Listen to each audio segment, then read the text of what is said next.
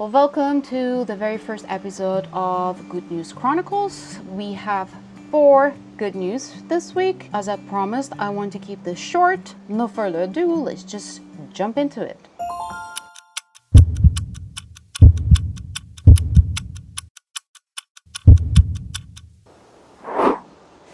Well, hello, and welcome to this very first episode of Good News Chronicles. I know it sounds bizarre, but hey, and I'm autistic, so I'm probably the best person to do something as bizarre as this, neurodivergent and stuff.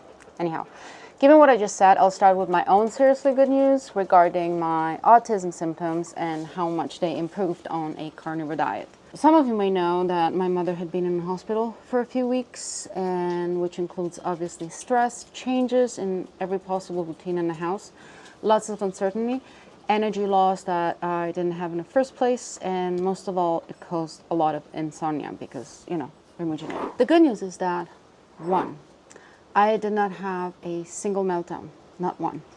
I did have some emotional imbalance and a few tense responses, but none of them turned into a meltdown.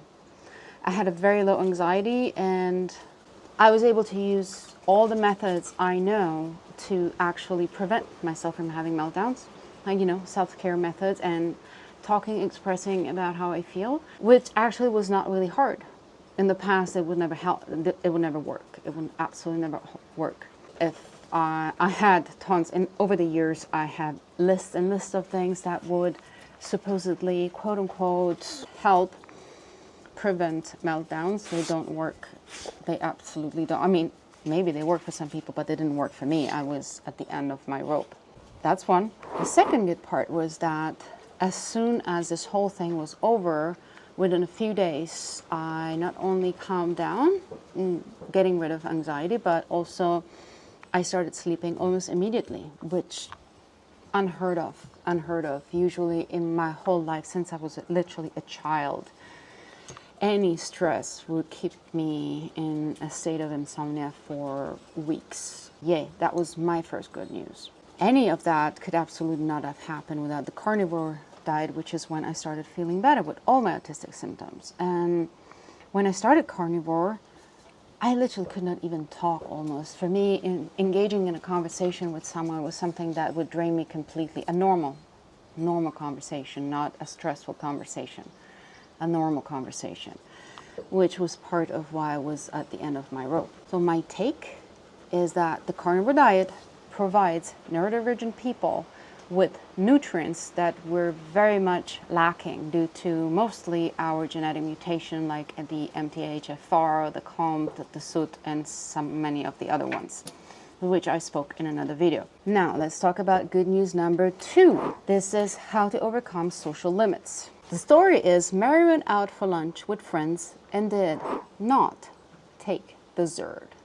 What's the big news here? Well, for one, the big deal is that Mary had been carnivore for 5 years, in which every time she went out for lunch or dinner with her friends, her pals, she always took dessert because she felt socially compelled to do the appropriate thing so that others would not look at her weird or bad or ask her, why you're not taking desserts? You always take desserts. This is wonderful news, for one, because she got the courage to stick to what she actually wanted to do, right? The second big deal is that her friends accepted her decision without a problem.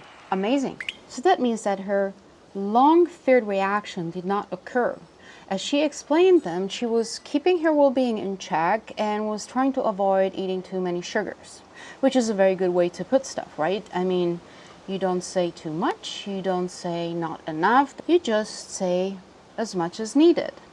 Because the truth is, it's totally natural to feel peer pressure and to feel anxious when we choose a different path from our social environment, whatever that might be. As humans, we actually start secreting pain hormones when we feel rejected. The closer the bond, the more pain hormones are secreted. On the opposite side, when we're accepted, that helps secreting oxytocin, the so-called bonding and love hormone.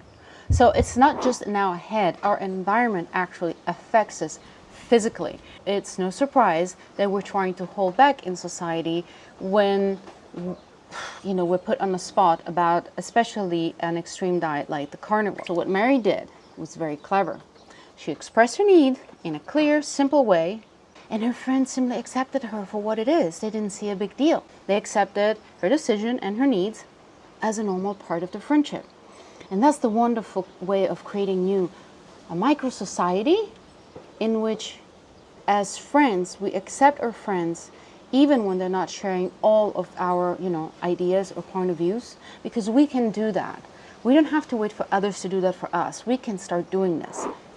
So what are your thoughts about these first two news? I know that I have people on the spectrum following me. Sometimes we share our experiences. I know there's some parents that follow me. I'd like to know. Some were thinking of adding more meats and trying to take away more sugars from the diet of their children. I'd like to know, have you done it? How did it work out? And have you ever been out in society and tried to stick to the carnivore diet and you couldn't because you just didn't feel like you could? Or news stories where people just accepted you without making any big deal, just at face value because you're their friend? Please let me know in the comments what you think before we go on our next good news. Because now it's time for what I call just turn it around. Rose says she's able to stick to her carnivore diet only 3 or 4 days a week. But on the downside, she feels terrible because she feels like she's letting herself down. Now, what Rose is missing is that this, in fact, is a hell of a good news. Let's see, because 3 to 4 days a week means 50 to 60% of her week she's on carnivore.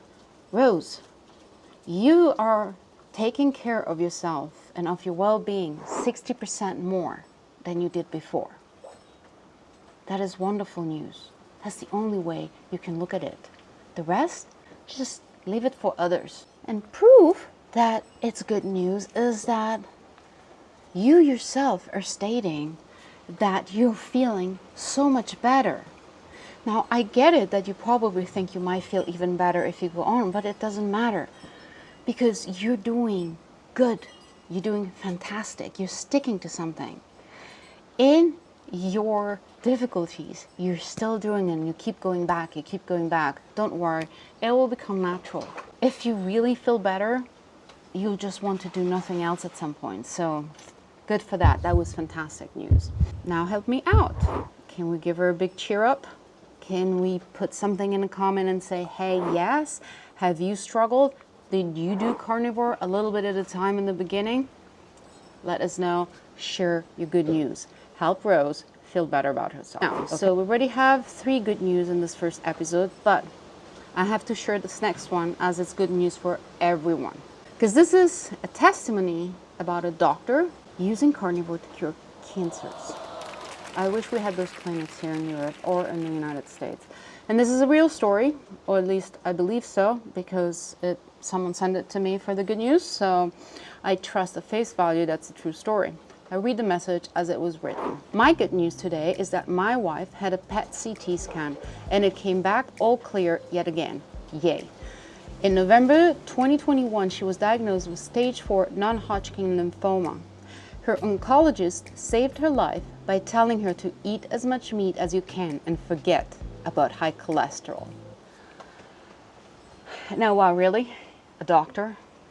Like a medical doctor, an oncologist? I wish they could send some Russian over to the West, because I think this time we need a little bit of Eastern influence here. I don't know you, but I give this doctor a hell of a kudos, and it gets even better. Maybe you should give a thumbs up to this video so you show some appreciation for this doctor. I hope he gets to know that, because that's what I call medicine, real medicine. The message goes on, thanks to carnivore, she's almost 2 years cancer-free. 2 years will be this August. I suspect the doctor and some of the nurses in this facility are carnivore, or at least low-carb themselves. I live in St. Petersburg, Russia, and we have a complex of hospitals and research institutes funded specifically for people who have cancer. You can't be referred there unless you have cancer of any kind. In our experience with both my wife and my mom, who had intestinal adenocarcinoma last year, The doctors there in general recommend their patients to eat red meat at least once a day. With my mom, they recommended very strict carnivore. It worked for my mom as well. Now go figure. Come on, this is in a medical facility, doctors. I mean, to me, this is a hell of a good news. That means things can change even in the West. Other than the West, big pharma, I don't know. But this is good news, so we keep with the good news. And well, and I think that to keep it short, I hope I didn't stumble too much. I'm not really a presenter. I hope I'll get better, unless you all shut me down. But this is it for this Good News Chronicles. First episode, episode 1. Remember, focus on the positive if you want your life to brighten up. It's a challenge. We live in a world based on dopamine dumping and entertainment, but as you got off sugar, you can get off of drama as well. And social media is filled with drama. If we want social media to change, we have to do it. It will not, it is not an entity. We give it inputs and it gives us back what we put in. Give love, give support, give understanding for everyone, even those that are different, and you will get it all back. Trust me. Trust me. It's science, okay? We can only change the world by changing ourselves. So this was it for Good News. Like this video, subscribe, share it with anyone that you know is in need for some good news, especially those struggling on carnivore. And once again, please use the comments below. Use them freely. Share your good news. I know you have some. Don't be shy. It doesn't matter. I don't need to say who you are, but you can make the difference in someone's life. Trust me. I know it's true because it happened to me. These things change people's life, and I need you to help me change people's life for the better, okay? Thanks very much, and I hope I'll see you next week.